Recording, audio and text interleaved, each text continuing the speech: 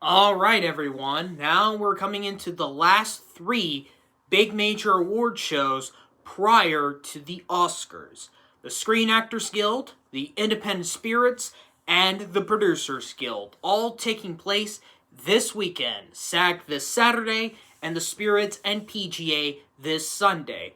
And then also on this week, whenever you're watching this, the Writers Guild nominations have officially been announced, but that ceremony, of course, won't be taking place until April, so that won't matter as much for the Oscar season, but these three do matter. Now, because with the BAFTAs, sometimes they have been kind of going a little bit off-putting, especially the Best Picture winner, but we'll see if this is gonna be the week that Oppenheimer feels vulnerable, because SAG is probably gonna be the biggest support when it comes to any specific movie, because a lot of SAG voters are Oscar voters.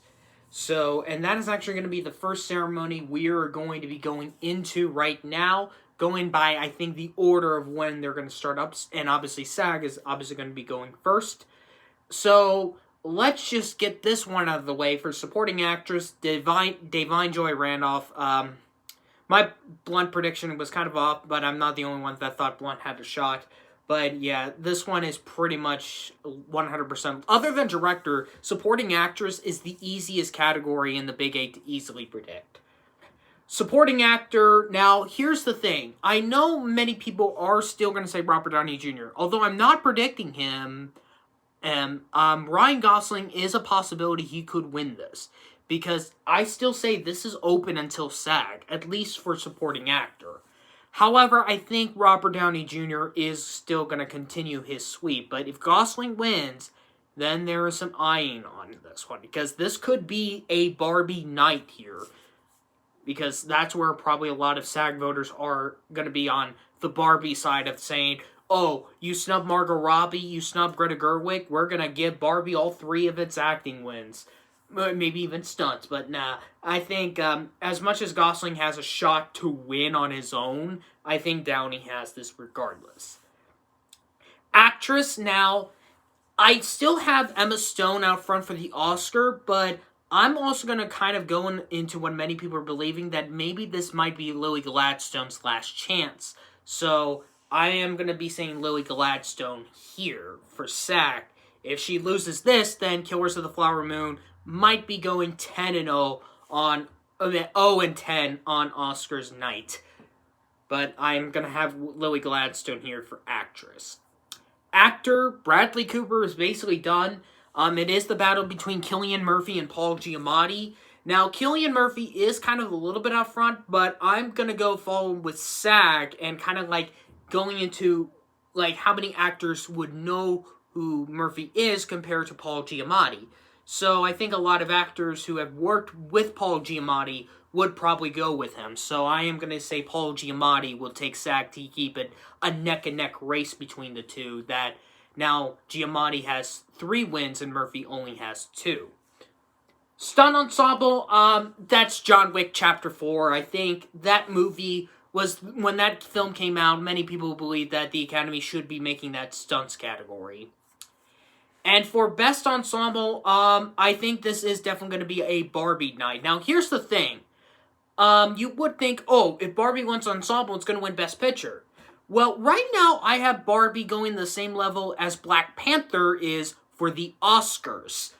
Specifically for the design categories and at least one music category. Now, there is a possibility Barbie could actually win Adapted Screenplay if it wins the SAG Ensemble Prize, when American Fiction is also in the lead for the Screenplay Prize as well in the adapted side of the Oscars, because it also won the BAFTA, which was the film's only nomination at that ceremony, by the way. So, yeah, many people think American Fiction is a total threat to become a Best Picture upset, but at the moment I feel like this is going to be a Barbie night to get all the actors, specifically Margot Robbie, Ryan Gosling, and America Ferrera in their spotlights. And I forgot to mention, if you want to catch SAG, you have to go on Netflix, not on their YouTube channel, the official Netflix streaming service, so I don't have that. But there is a ceremony you can actually watch through YouTube, and that is that the Independent Spirit Awards, that I think will take place in mid-afternoon to early evening hours here in the East Coast, so like early afternoon over there in California in Santa Monica. So yeah, the Spirit Awards will be taking place through IMBD and through Film Independence YouTube channel. So I wish award shows can stream on YouTube. I know the Annies did, but I don't follow that.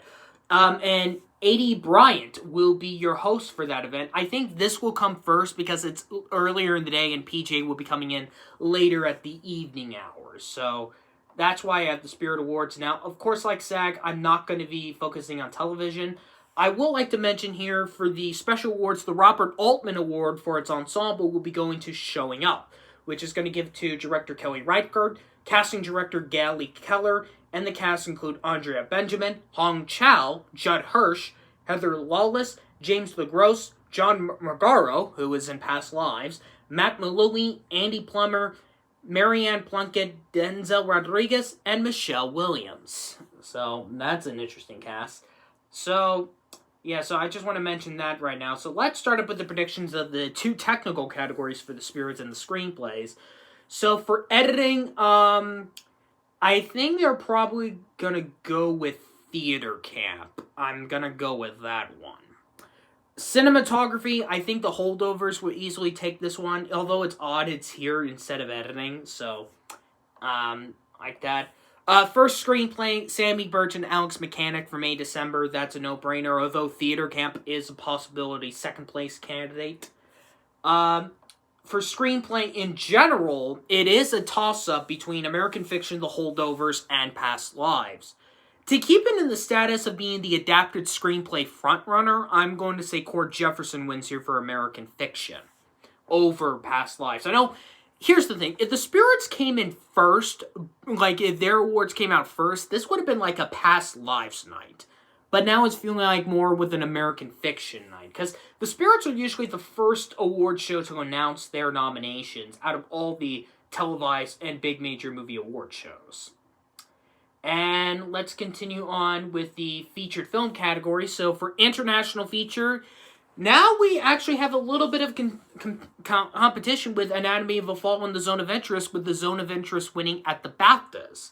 However, I do think Anatomy of a Fall is still going to be a big player here. So I'm still going to say that because The Zone of Interest obviously is getting the Oscar regardless. It's just that Anatomy of a Fall has a little competition thanks to the BAFTAs.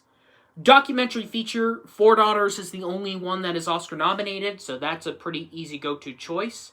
First top featured film, I think since it did got in the Directors Guild for debut feature, I will say 1001.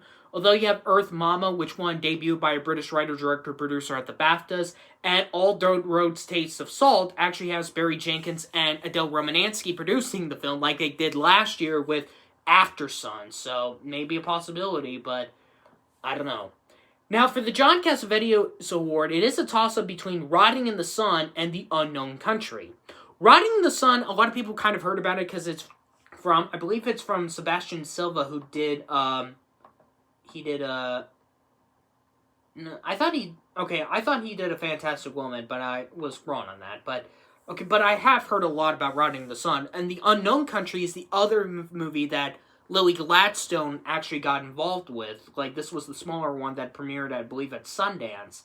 And Gladstone did one lead performance over there.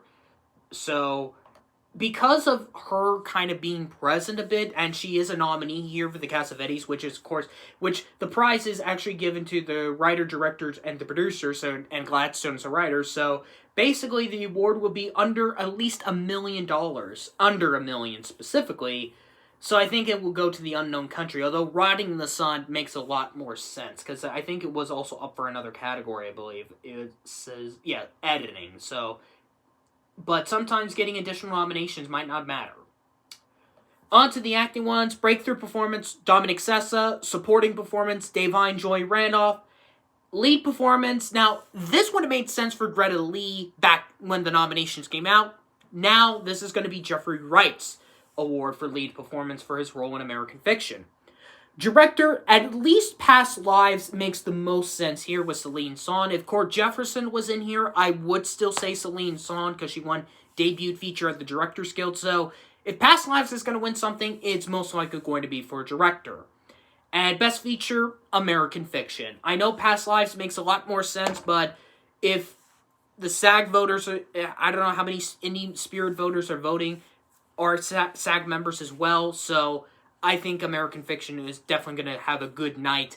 Not at the Producers Guild, but definitely here at the Spirit Awards. And speaking of which, the Producers Guild will be probably most likely a few hours after the Spirit Awards, so basically the people representing American Fiction, Anatomy of a Fall, Past Lives, The Zone of Interest, and some of the holdovers peoples, they're all going to go to a beach in Santa Monica to a plane building in Fairmont, at the Fairmont Plaza in Los Angeles. So they basically have a lot of hours to have two different award shows, maybe for some of the television side. So I think this one is pretty... Two of them are kind of pretty easy to predict. It's just one is kind of questioning. Documentary that is going to be 20 Days in Mariupol to finish its sweep to win the Oscar. Now, for animated, it is a toss-up between The Boy and the Heroine and Spider-Man Across the Spider-Verse. And since I think if it is going to... I think this is going to be the award that will determine on what wins the Oscar. Because this was a similar thing I had with... Although it was not nominated when Klaus was not nominated, but Toy Story 4 still won the Producers Guild, and I predicted Toy Story 4 because of the PGA win, and they did win with that. So if Spider-Man Across the Spider-Verse is going to win the Oscar, it has to win the Producers Guild. This is also The Boy and the Heroine, the first Studio Ghibli film to be nominated here at the Producers Guild. So which one of those two wins, it's going to win the Oscar. So with that being said, because of being a bigger Hollywood basis, I would say Spider-Man Across the Spider-Verse over The Boy and the Heroine. But keep in mind, whoever wins the Producers Guild, I say is winning the Oscar. And for Best Picture, Oppenheimer, I feel like, although if SAG is going to hurt the film a little bit, since it's not going to win Ensemble, unless if it wins Ensemble, then it's pretty much done. But I feel like Oppenheimer would need to get the PGA win if it loses the SAG Ensemble win. So yeah, that's basically it. All three of those awards will be happening all this weekend. And then after that, we get a week break before we get into our final Oscar prediction. So people will have a lot of thinking to do throughout the week after these ceremonies. So the big one will be coming in about 2 weeks from now.